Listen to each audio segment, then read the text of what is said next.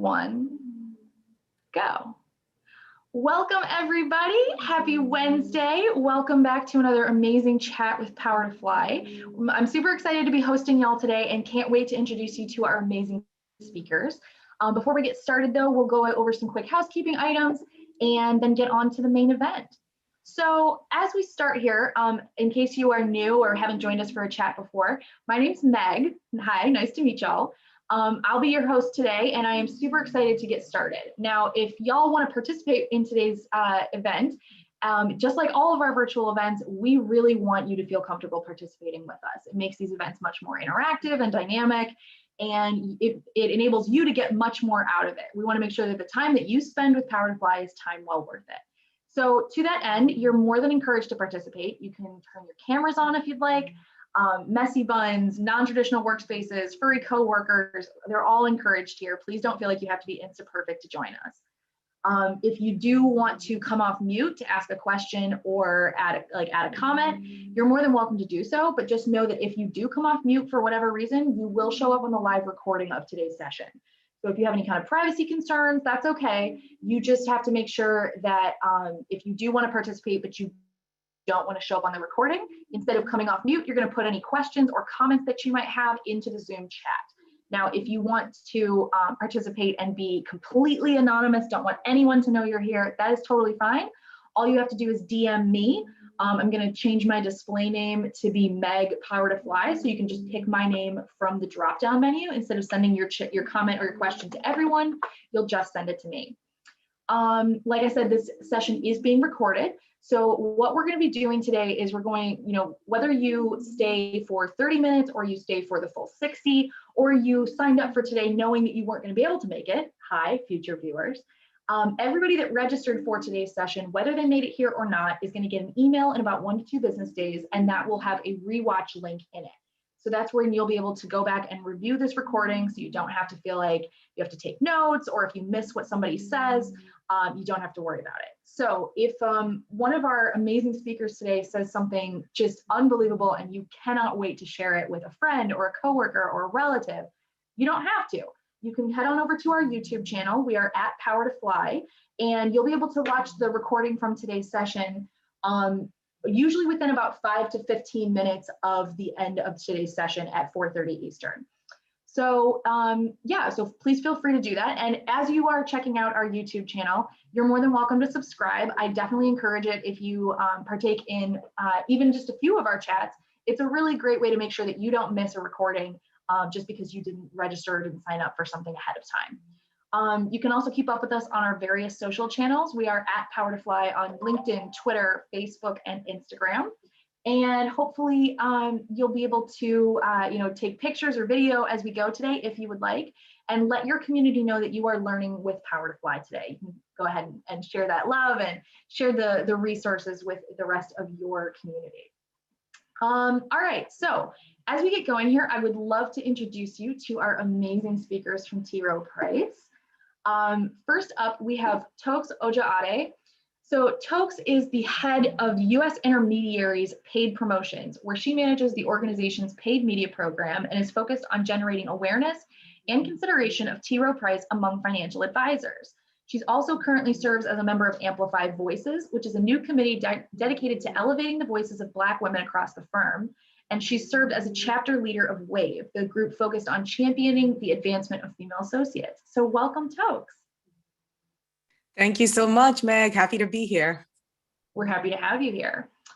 Joining Tokes is going to be Marissa Regnerus. I keep mispronouncing everybody's names. I'm so sorry. Marissa is a senior manager with T. Rowe Price, responsible for leading 3 functions within the Retirement Plan Services organization.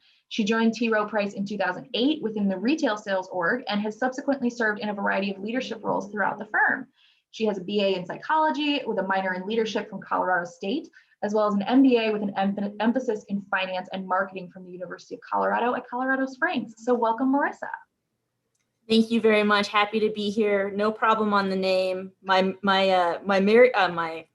married name is Regnerus, but my maiden name is Brown. So I really did this to myself, moving to a more difficult one. So this is on me. No problem. You know what? That's half the reason I changed my name when I got married, because I got to pick Alexander and it was so much easier.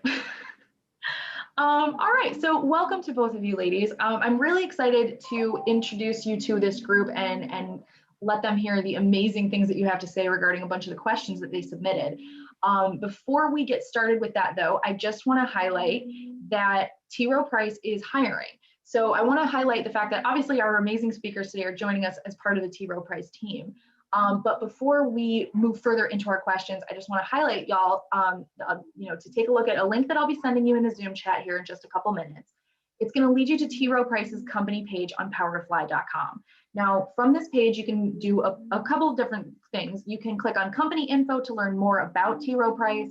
You can also click on events to look at either past chats or past events that they have partnered with us on, or to check out events that they will be participating on coming up. So that way you can sign up ahead of time.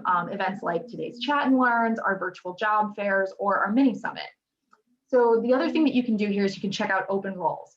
So if you click on that open jobs link, it'll show you the roles that they currently have posted with Power to Fly. Obviously, it's not a comprehensive list of every job that T. Rowe Price is offering, so you can also check out their job openings on their website as well.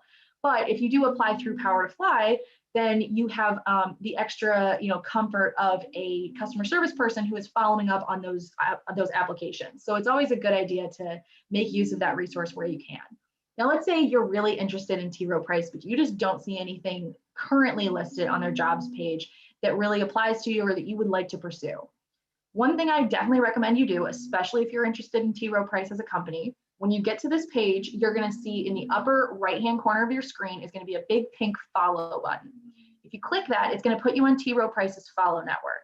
That does a couple things, but it basically acts like your friend of the company. So it tells the company that you are really interested in working with them, regardless of whether or not you've submitted an application for a specific position. But then it also tells you when they post new roles. So it's really a great way to make sure that you stay up to date on new available opportunities that come down the pike, as well as making sure that you kind of stand out head and shoulders above everybody else that is either interested in or applying for T. Rowe Price. So like I said, I'll share that, that link in the chat here in just a moment. I am getting messages from people saying that somebody's coming. I think that's on my end, my bad. I have two bulldogs that hang out in my office and they snore and it's horrible. So to that end, you will see me going on and off mute a lot during today's chat. The way I usually handle it is I go on mute unless I am actively speaking. So hopefully that'll cut down on the interference for everybody, but it's definitely a good rule of thumb that I encourage everybody to use. If you do want to come off mute and ask a question, that's totally fine. Just make sure that you are only unmuting yourself when you're actively speaking. All right, so I'll send this page link in the Zoom chat to y'all in just a moment. Before we get started, last thing we're going to go over before we start with the questions. These are some of the principal themes that we're going to try and cover in today's conversation. So we're going to talk about showing up as your true self in your workplace. We're going to talk about the rewards as well as the costs of presenting authentically at work. And we're also going to talk about how to be seen as an expert or as professional while showing up as yourself in a work environment. Something that can be kind of sometimes it feels a little bit more difficult to balance than others, right? So these are the themes we're going to try and cover today. And mostly they are they're drawn from the subject matter of what we decided we wanted to talk about with our two speakers today, but it's also coming from the questions that y'all pre-submitted. So what we did is we gathered all those questions up, we arranged them into a conversational format, and we're going to try and get through as many as we can today. But to that end, even if you submitted a question earlier and you're not sure if we're going to get to it or not, please feel free to resubmit your question if you'd like, or come off mute to ask. Or if we do go over one of your questions and you want to add context, please feel free to submit that. You can either come off mute or you can throw it into the Zoom chat. As always, the option to DM me is always available. But we just want to make sure that you feel like you are able to drive today's conversation. So if there's something that somebody, that one of the speakers says that you'd like more details on, please feel free to ask. It's totally welcome and encouraged. All right, so to get us started with our first question today, I want to start speaking a little bit about how self-presentation can impact your work as well as your professional image. So Tokes, maybe you'd like to speak on this first. Sure thing, Meg. So yeah, I think the way you choose to show up at work, whether, these days most of us are, on Zoom calls, So whether it's through Zoom or whenever we're back in the office and you're in the office, how you choose to show up definitely matters. And it can actually impact the way others perceive you. One of my favorite quotes ever is by Rachel Zoe. And Rachel says that style is a way to say who you are without having to speak. So whether we like it or not, people make assumptions based on what they see. They've done studies, and this is just human nature.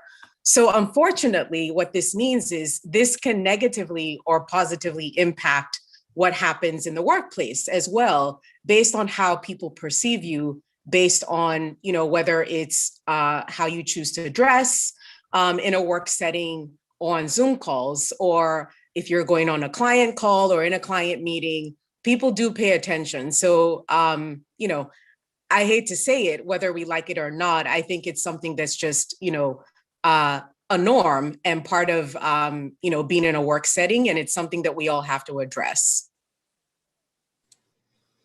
Yeah, I agree completely with Tokes, and I can't compete with that quote. That was a really good quote. What I will say is I'll perhaps start with a confession. So one of the things that I've been doing while we've all been at home is binge watching MasterChef. I don't know if you all have caught the program. It's a reality TV show where at-home cooks go and they try to become chefs.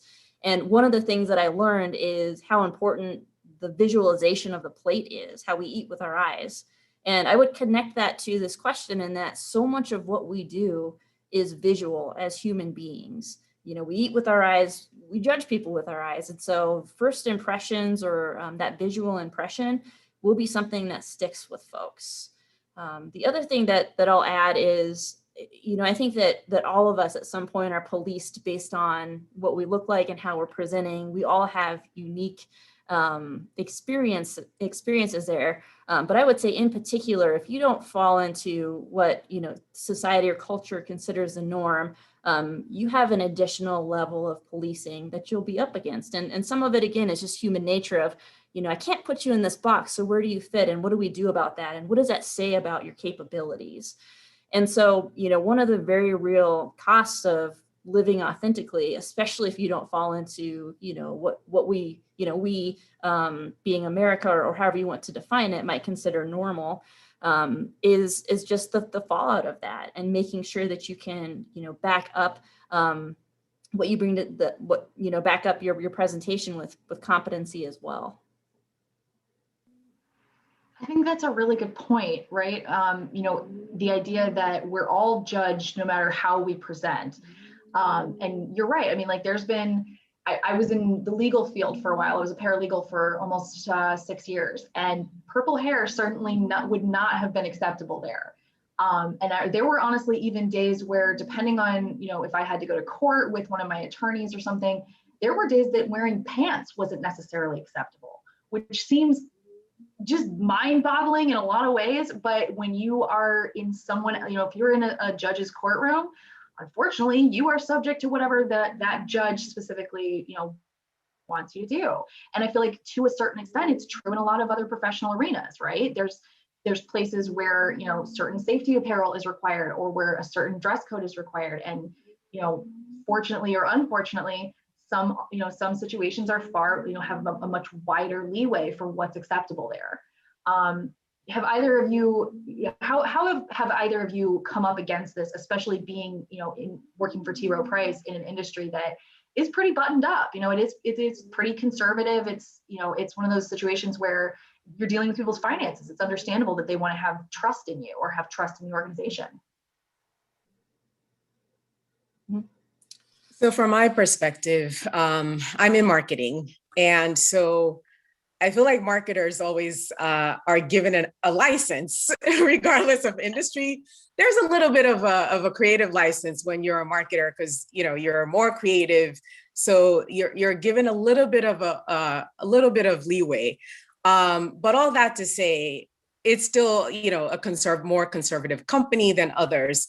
So the way I've approached it in my career is, you have to know the culture of where you're choosing to spend the majority of your time during the day, right? Because we spend a lot of hours at work. So for me, at this point in my career, I am going to wear what I feel, number one, is professional, because you never want to show up, obviously, not looking professional. But then at the same time, I want to be comfortable with what I'm wearing. And it may have just a little bit of flair because that's who I am. I think earlier on in my career, I was definitely more careful and may not have worn certain things because I felt like that might have been a little bit too much flair. But now, because I'm comfortable, in my skin, I can, show up looking professional, but still being true and authentic to myself.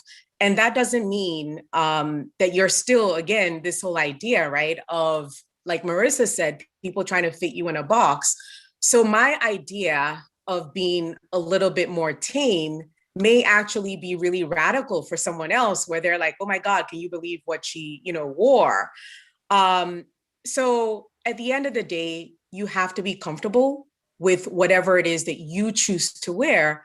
And you're going to have to get to a point where, as long as you are not being unprofessional, you shut out the noise. So that has worked for me personally. Marissa, I don't know if you have anything else to add.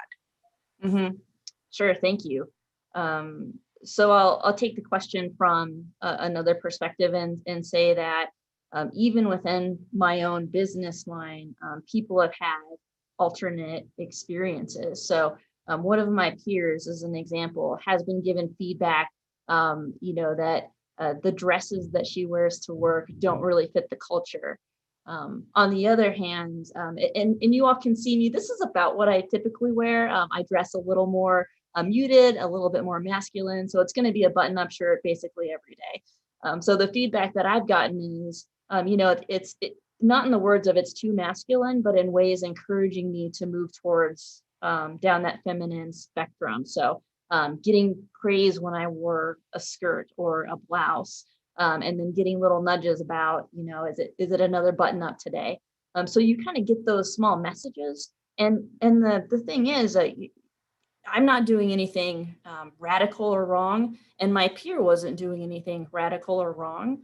And I think it's always just a balance of trying to manage everybody's perspectives. And the other thing that I'll say about that is, in this wonderful organization and working community that we have people of all generations. And so people are going to approach you from their own perspective and their own experience. And so you might get mixed messages within your organization because everybody has their own path. So it requires an extreme degree of social intelligence and a degree to maneuver the culture to figure out where you fit and what makes sense for you. I'll share something in this call I didn't intend to, but I feel like it's important just to be transparent and honest and vulnerable. There are trade-offs that I do make. I have tattoos on my arm, and those are authentic to who I am. They're permanent, right? They're permanent choices that I made about my body, but I don't believe they really fit with the culture. And to me, that's just too much of a barrier to overcome. And so part of my own personal decision is just to cover those and remove that for myself. And that's not to say that decision is right or wrong. It's just, sometimes you have to understand the cost and what you might have to overcome by presenting in a certain way. And for me, that was worth trading off while still knowing that I could be my authentic self at work.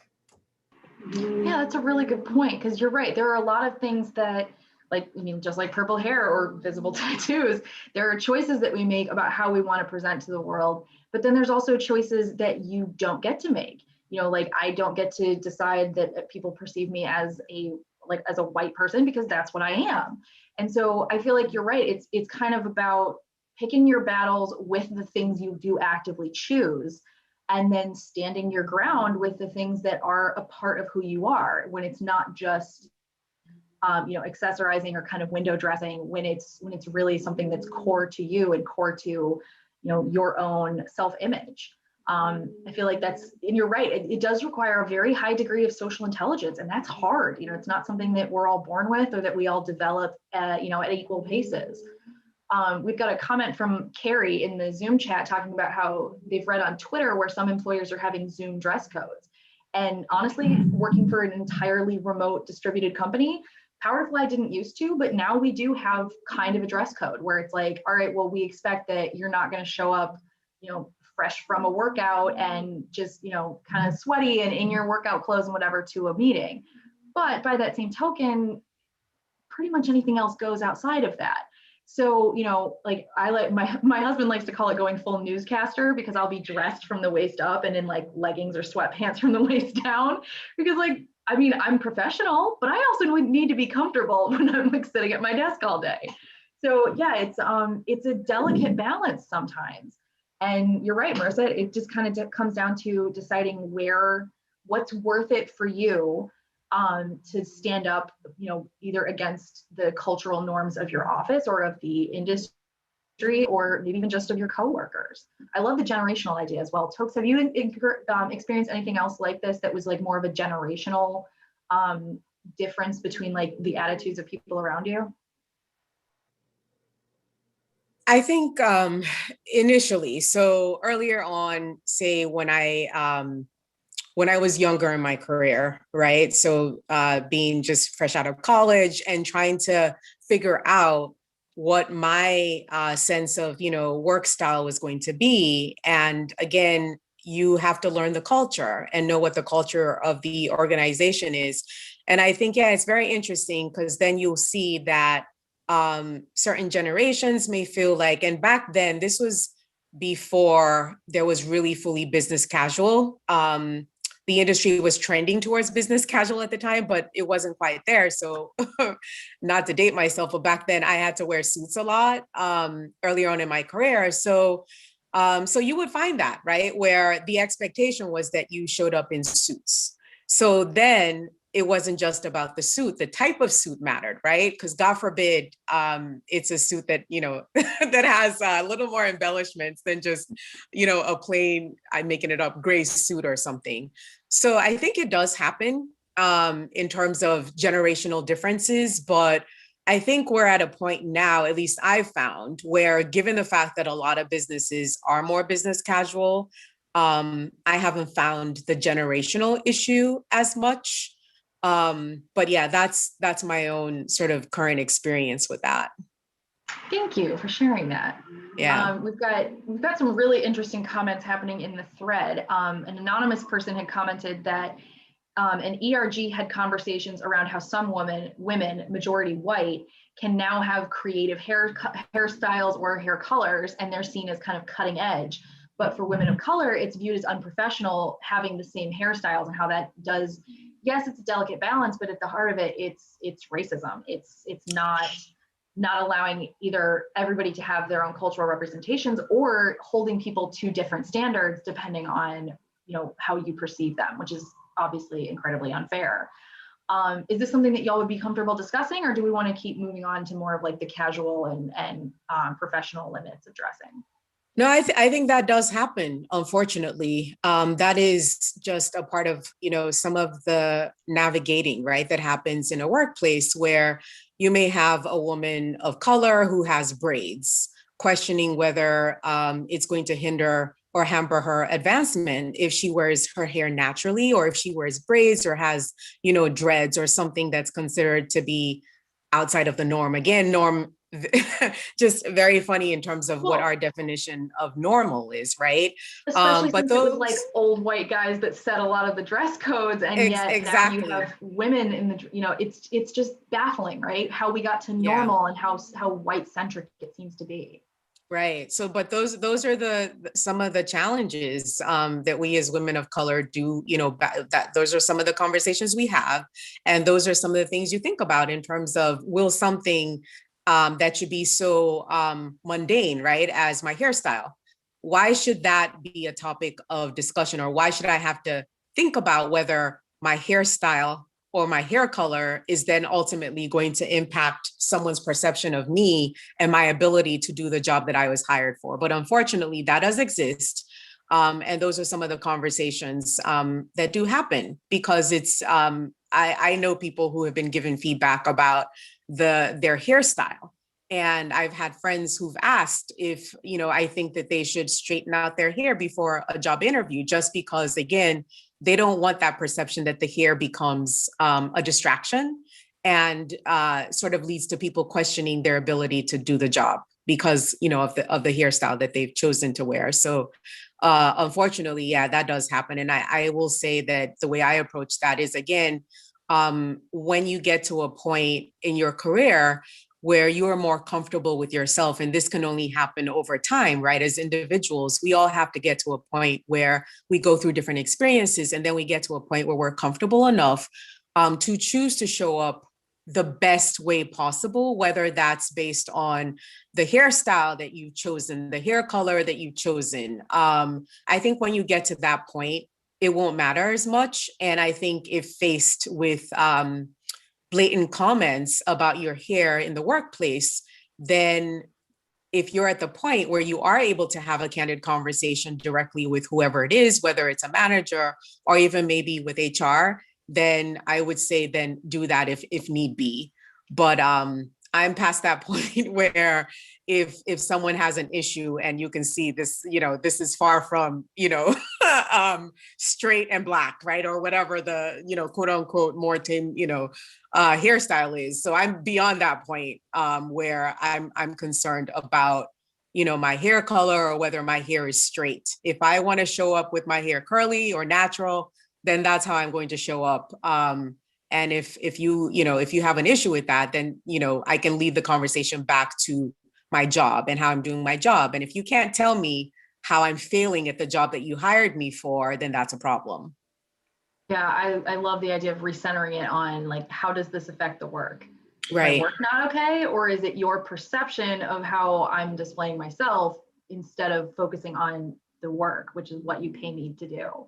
Right. Yeah. So I know that we've got people that have asked questions about this in a couple different ways.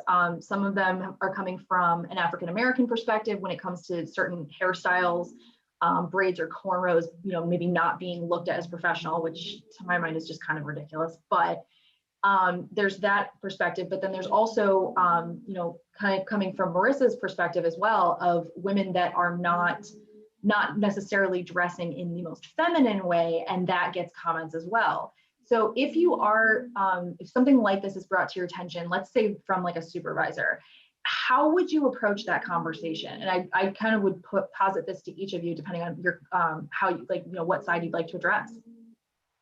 Yeah, I'll jump in, Tokes, and then I'll hand it over to you. So, in my mind, if a supervisor brings this to me with questions, that's good, because it means there's an opportunity for conversation and it's a teachable moment.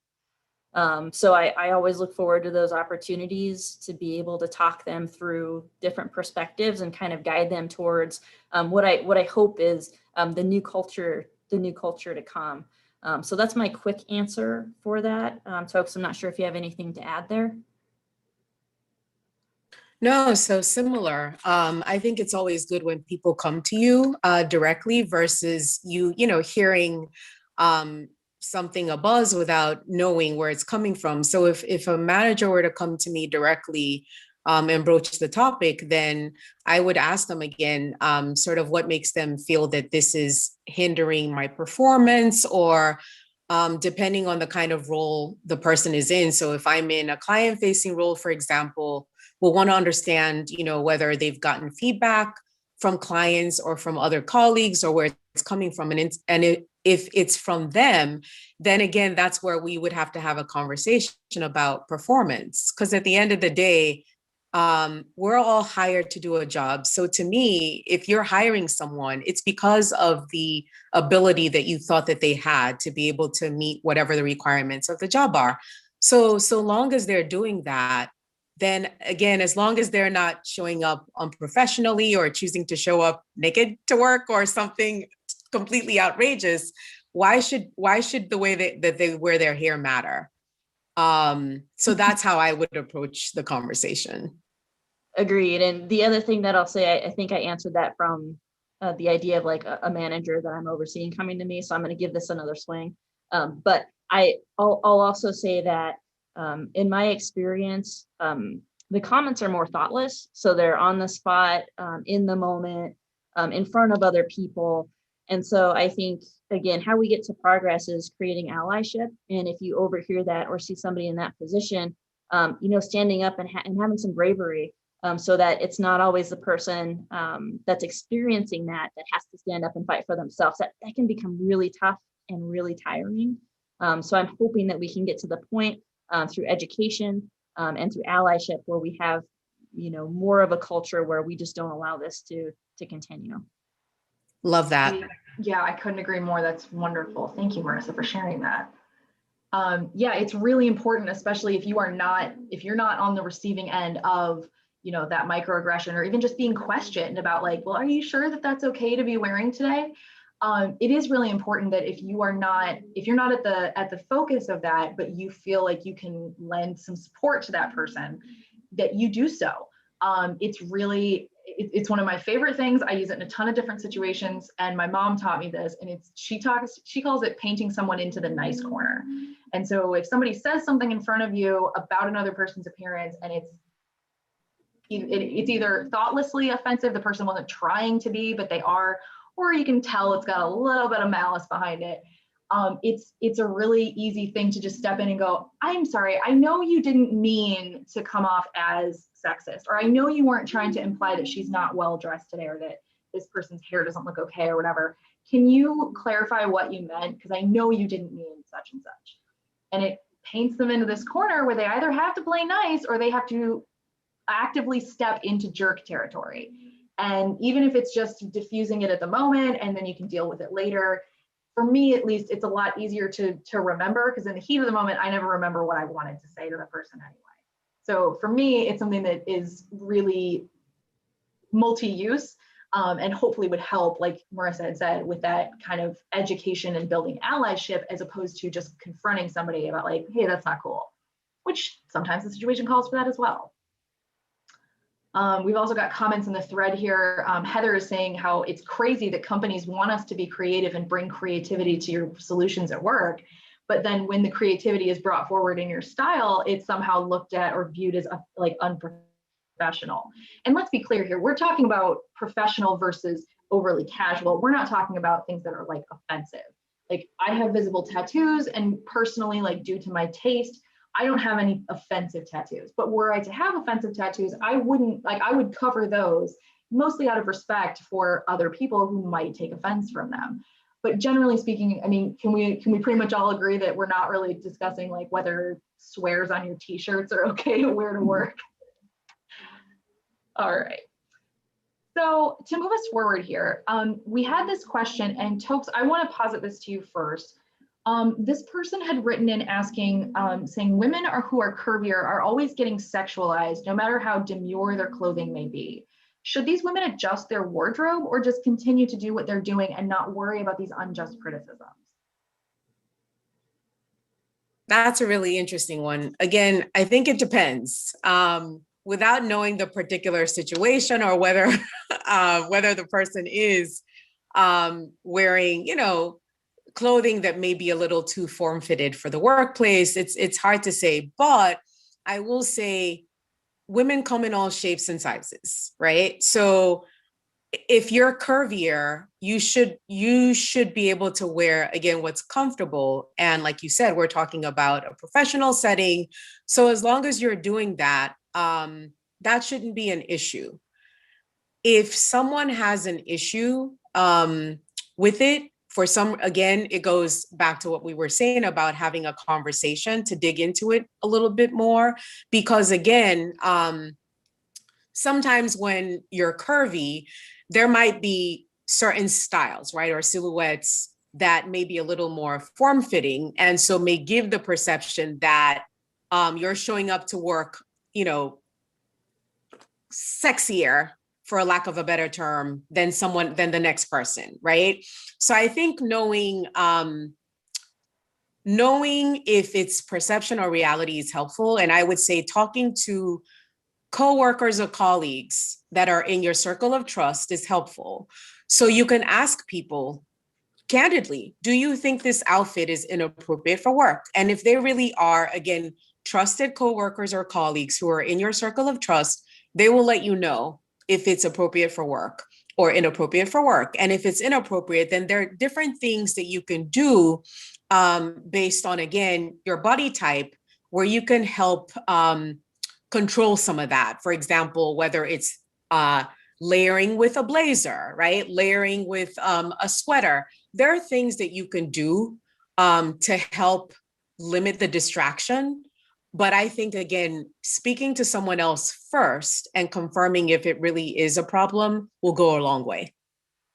I love that idea of taking it to somebody who you also trust and respect at the company. Because you're right, a lot of this depends on, there's so many it depends situations, right? It depends on the industry you're in. It depends on the culture of your office. It depends on the culture of your department even. And you're right, like it's one of those situations that is wildly unfair, and hopefully we're still all kind of pushing past this. But women's bodies are politicized and sexualized far more often than men's are. At what point would you ever hear somebody say, oh yeah, Jerry's pants are a little tight, I can't really take him seriously today? Like, no one says these things. And sometimes people wear too tight pants, but nobody ever does that to men. So that's part of why, like Marissa, you were talking about being like, you know, kind of drawn out or made a focus for the fact that you were wearing slightly more masculine clothing. And it just boggles my mind, because it feels like you're kind of screwed one way and screwed the other way too. Like there's really no happy medium to be found. And you're right, Tokes, that's a really good point, that there are sometimes certain, you know, adjustments that can be made. One of the ones that comes to mind for me is like I would put buttons in between the buttons on my button-up shirts to make sure that I didn't have like a gap where, you know, maybe the shirt was a little too tight for my chest, but it was, you know, I was new to the working world. This is what I could afford. You know, this was, you know, kind of what I had to work with. And actually that kind of leads me into this next question. Marissa, I think this one is directed towards you. This person had said, what do you recommend when dressing professionally puts strains on your family finances? Because not everyone is starting with a level playing field for this, right? Like dressing different body types, or even just going from what you normally wear in your everyday life to maybe a very professional setting. Not everybody is resourced enough to be able to handle that. Mm-hmm. I fully agree. So I'll first tackle this from a practical sense. So, you know, depending on your situation, there are resources available that can help. For example, there are nonprofits that can help in certain situations. Dress for Success is a popular one. In the last 10 years, I've been so impressed with how many high quality secondhand opportunities exist where you can get really good dress clothes secondhand, almost new, for a fraction of the cost. So those are some strategies. The other thing that I'll say that I started with, and I am not in marketing like Tokes, and I'm not a fashionista. I don't give much thought to what I wear. But one of the things that I did as I built out my wardrobe was I looked for items that I could use in different combinations. So starting with kind of the basics. So one of the first things that I tried to get was, you know, a decent blazer. Neutral color, I could use it in a number of different combinations. It makes you feel like you have more of a wardrobe than you do. And then just slowly starting to build that up. So those would be my practical suggestions. What I would say as well is a lot of it is just self-confidence. And, you know, going back to, we're visual people, so we're all really concerned about how we look and how we're presenting. Sometimes you have to, you know, give yourself permission to get out of your own way and just be confident with what you have. So I think it's a two-part answer. And a lot of it, I would say, is just going back to the confidence and just owning what you're wearing for the day. Yeah, I love that. And you're absolutely right. And even from, if you're not even coming from a, you know, like a financial restrictions place, for me, it's mostly about the fact that like fast fashion is horrible for our planet. So the idea of secondhand is really, really great, and something that I do constantly. And I'll even, you know, like there's like, you know, there's Salvation Army, there's Goodwill, there's that kind of stuff. But I like to look for Clothes Mentor, especially that are in like really nice parts of town. Like I don't live in these parts of town, but those people get rid of all kinds of stuff that I'm like, this is wonderful and I can absolutely wear this. So don't discount secondhand just because it doesn't come with a price tag on it from the store. You know, you don't need to buy new to have stuff that's professional and completely acceptable at work. And you're absolutely right too, Marissa, like nobody's really looking as closely at your clothes as you are.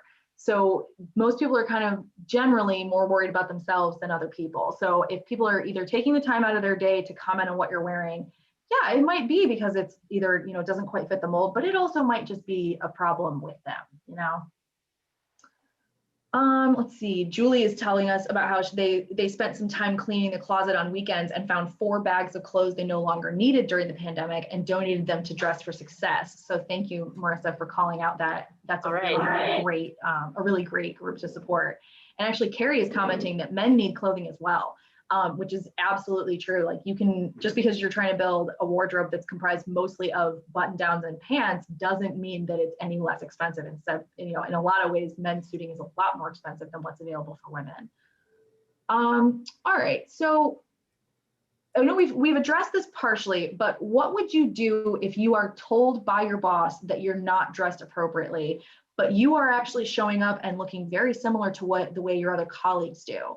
If it's, how would you handle this if you think that possibly it's really just a personal thing and not necessarily really about you being dressed inappropriately? Sure, I'll start.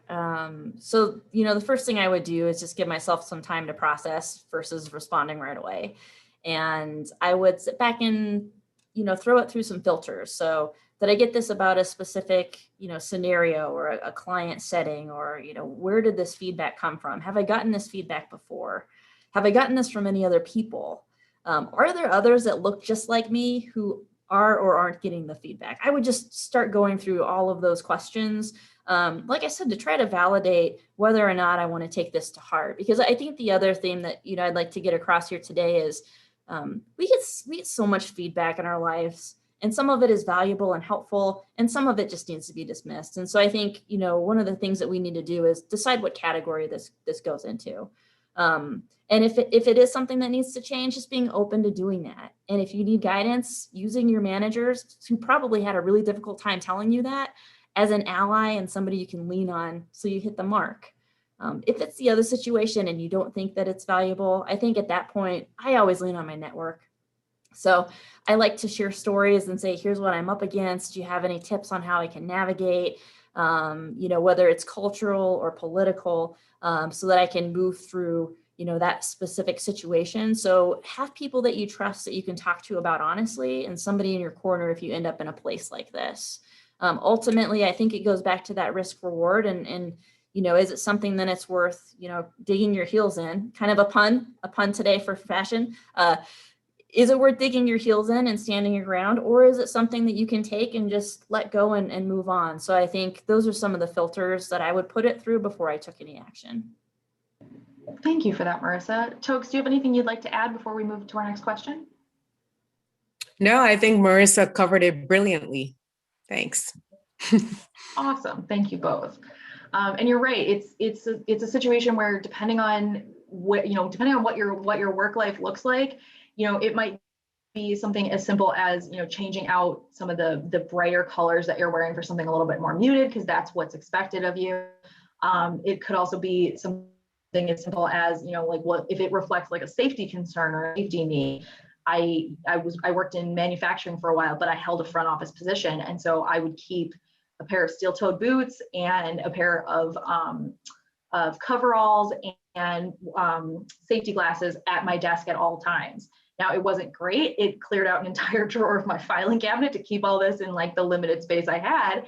But, that's what the job required. And I knew that I was going to be going back and forth. And so to maintain a professional appearance for, purchasers that I had to deal with or whatever, that's what I did. It wasn't ideal, but, just something that you have to do. Julie is commenting that she learned during her career that not taking things personally can be really helpful, both in terms of positive and negative feedback.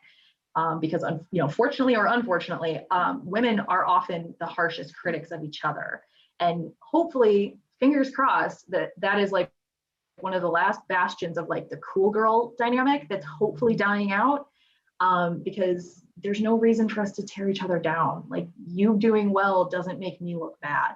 So helping somebody else to make sure that they are also being uplifted, it's one of those things that just there's no downside for you, so not do it. All right, so in your opinions, obviously, Tokes, you're coming from the marketing side, so I'm interested to see how you take on this question after Marissa. but do you think that the business world has caught up with the gender neutral fashion of Generation Z?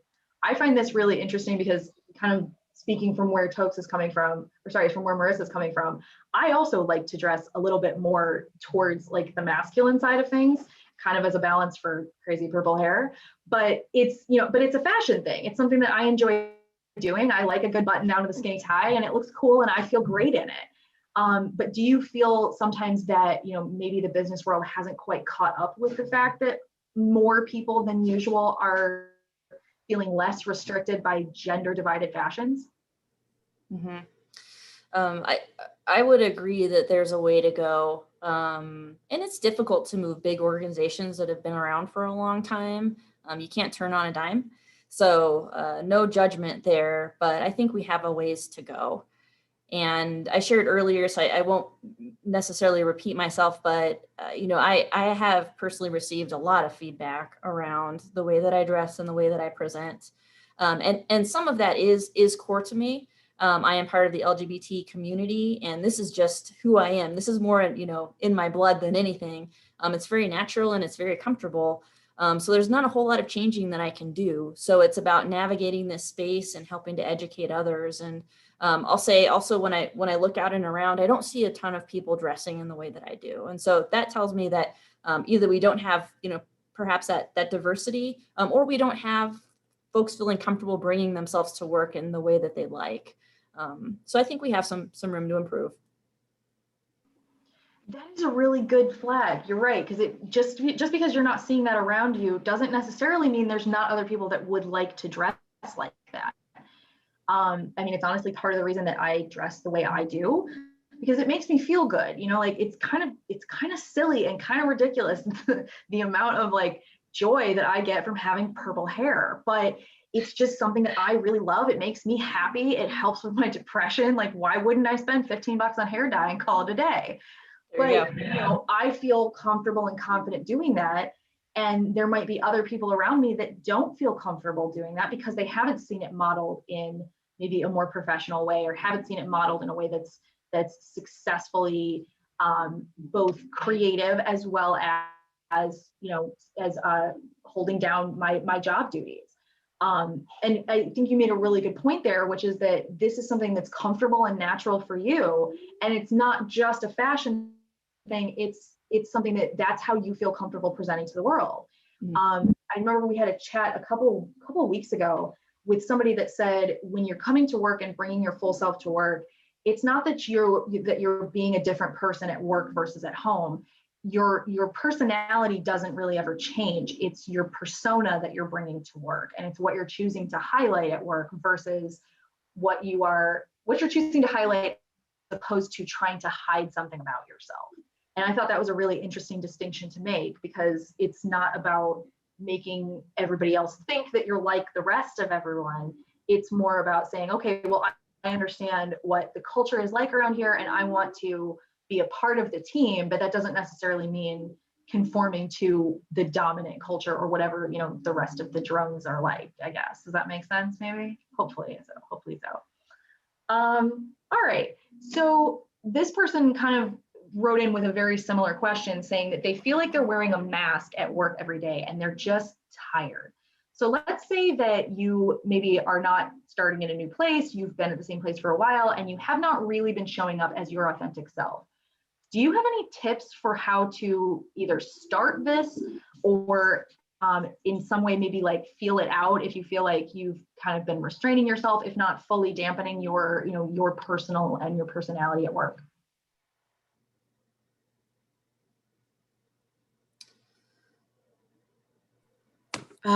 So my advice would be, start with your organization, because you like you said, if you aren't new to the org, then you know what the culture is like, right? So start with that, and then think about yourself and what makes you happy.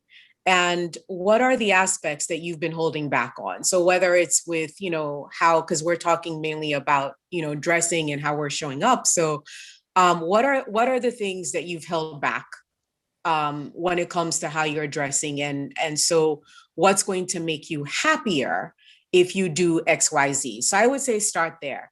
And then gradually start to integrate some of the things that maybe you felt might be a little too much for the folks at work, and then see what happens. So maybe, depending again on the type of company, maybe not start out with purple hair, Meg. But if it's I'm joking. But if it's something else where maybe for whatever reason you thought you couldn't wear red lipstick, right? You thought that bright lipstick wouldn't work.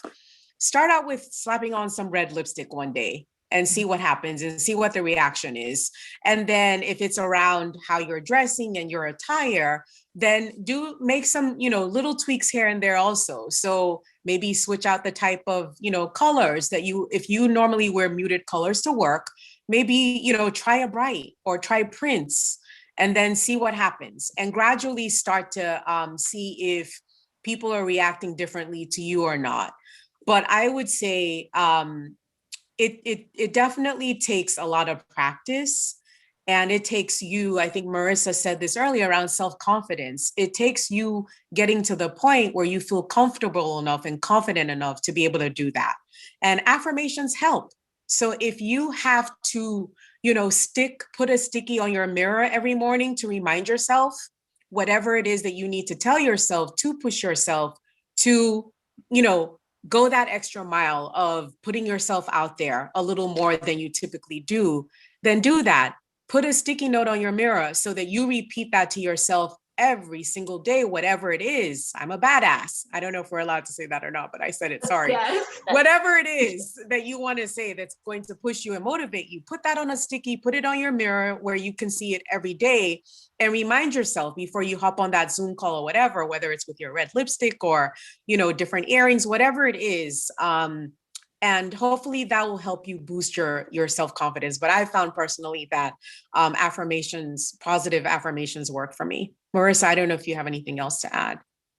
You did a really nice job with that. I think the only addition I would have is just a reminder that, in my opinion, one of the most important things that we have in the workplace are relationships. And it's so important to have built relationships and know the people you can lean on to help you. And so as you start to take those steps that Tokes mentioned, they can be your sounding board, and they can watch your back as you transform. And ultimately, if you have a good relationship with somebody, they're going to like you. They're going to look out for you. Things that maybe they wouldn't find acceptable from one person, they'll accept from you. And so to me, just a general point of guidance in navigating, particularly a corporate culture, is focus on the relationships. It can help so many things become much easier if you have those in place. Yeah, I love that idea of the relationships, because it's one of the things that we've talked about a lot over the course of this chat has been, having that confidence in your work, right? Having that confidence in the value you provide to your team, and you are able to do your job and what you're hired for. And not everybody, even people that really do have their stuff together and really are kicking butt at their job, don't always feel like that. So I think that it's a really good thing to kind of remind yourself that you can try and test out these waters, even if you don't necessarily think that you are like the subject matter expert at your job. It obviously helps for your confidence to know that you can fall back on that. But if you are, maybe a person like me who definitely suffers from a really huge dose of that imposter syndrome, like it can be really helpful to remember that, like, at the end of the day, it's lipstick, or it's, and I feel kind of compelled, obviously, to also look at the other side of this, right? Because when we talk about, taking more fashion risks or something like that, to display who you are as a person, or display your creativity, or display your culture, a lot of it comes from like the more is more idea, right? But then it's also very applicable to something like Marissa's dressing style, where you're talking about, you just like to have a more pared down look. You like to, kind of build a uniform, and your uniform consists mostly of button-ups, blazers, pants. That's your thing. And it's just as important to remember that you can also kind of start stripping back that way too as well. I remember the first couple of days that I worked for Power to Fly, I was used to being in an office, and I was used to having to wear a full face of makeup every day, because otherwise people asked if you were feeling all right, or if you were tired or whatever. And within the first week and a half, I realized, like, Yeah, big glasses will hide a whole lot. Like you can really get away with not having a lot of makeup on and just, especially with Zoom, you rely on that like softly, was it like diffused filter or something, and you were good to go. So, you can always test it out. Tina has been like kicking it in the comments here, like some really great comments about how working from home is a great time to like start with those little tweaks, but then also saying, you can try it out. If you don't like it, you can either decide to let it go, or you can kind of keep practicing in small ways and see what fits the most for you. Bright lipstick used to be one of my go-tos, and now it's just a little too much going on near the face. So I do more in like the range of like jewelry or like fun shoes if I'm actually going someplace to like see people in my whole form and not just from the waist up. We only have about 4 minutes left, and I'm so sorry to cut y'all off because this has been an amazing chat, but I wanted to make sure that we had at least a little bit of time to talk about the culture at T. Rowe Price. So what you're seeing in front of you is some answers that we had gotten from Marissa and Tokes before today's session. So let's talk a little bit about the company culture at T. Rowe Price. Now, Marissa obviously is coming from a little bit more of the buttoned up side, and Tokes is in marketing, so maybe a little bit more creative freedom there. But what does this description of client focus and collaborative nature mean to you about the culture at T. Rowe Price? Yeah, I think the words say it all, and it's a lived culture. So we always talk about working well together, collaborating. It's a huge driver in the actions that we take. We're input focused. It's a culture of collaboration, like I said, and sometimes we've been accused of being overly nice, but we'll take it because it's a great place to work. And at the end of the day, we know we're all pulling towards the same goal. Tokes, do you have anything you'd like to add to that? No, Marissa was spot on. Yes, very client focused, very collaborative for those reasons. So I think relationships came up a couple of times during our chat, and that's why relationships matter at T. Rowe. So very collaborative culture. Very nice. Now I see that both of you have answered that your favorite part about working at T. Rowe Price is the people. This is actually a really popular answer to this, which kind of goes to tell you that like that's a lot of what is important to the majority of people, no matter where you work. But what would you, if you could break it down a little bit for us, what is it about the people that you work with that makes it so amazing at T. Rowe Price? Mm-hmm. Yeah, I think we attract a certain type of people, going back to the culture, and so it just creates a really nice working environment. We have a great company. People stick around here, so you end up creating these little families as you move through the organization, and so very real relationships. And it's something that I've missed. I've missed the people, not being able to connect face to face, more than I've even realized. So it's certainly true for me that the people make T. Rowe Price. Yeah, I know that we've got comments in the chat coming in about how Sabrina says T. Rowe nice is what I heard while interviewing over 3 years ago, and it's definitely true. And you're right, Marissa, that longevity at a company, that speaks volumes. If people like where they're working, they'll stick around. There's a lot to be said for a positive culture and how that works, not only with collaboration within within departments and that kind of thing, but also, just for longevity at a certain job. I feel like most of us we're not of the generation anymore that spends 50 years at one company. We're just not. And it's really nice to see people that like their company and they want to stick with it. To close us out here, what are your top tips for someone who's interviewing? I'm assuming that these came as a collaboration between the two of you, but is there anything on this list or not on this list that would be your absolute, do not miss advice for somebody if they want to apply for a job with T. Rowe Price? Just be patient, because like we said, when relationships matter and it's very collaborative, it means that the interview process may take a while because you may have to meet with a lot of folks along the way. So just be patient as you're going through that application and interview process. That would be my 2 cents. Marissa, I don't know if you have anything else to add there. Yeah, I know we're right at time, so I'll be quick. I would say know your value. So when you're interviewing, you're also interviewing a company, and make sure it's a culture fit. Going back to some of the conversation that we've had today, if you're sensing it's going to be an uphill battle and you can't be authentic, if you have, the privilege of being picky about your job, take advantage of that and just remember how much you're bringing to the table for an employer as well. Awesome. Thank you both so much. I just want to extend a huge thank you to you, Tokes, as well as to you, Marissa.